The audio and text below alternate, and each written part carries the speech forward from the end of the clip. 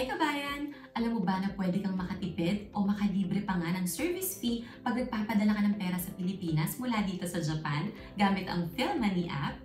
Tama ang narinig mo dahil yan sa mga ongoing promotions natin.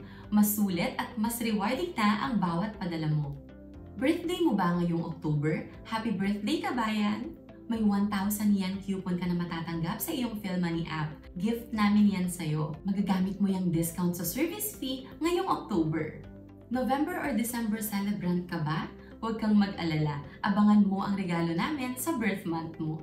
May kaibigan ka bang nagpapadala ng pera sa Pinas? I-refer mo na sila dahil sa bawat successful referral, may 800 yen Kuo card ka na matatanggap. Magagamit mo ito sa mga selected stores dito sa Japan. O diba? May pangkape ka na, konbini, snacks, name it. Ikaw na ang bahala. At ang the best part, walang limit.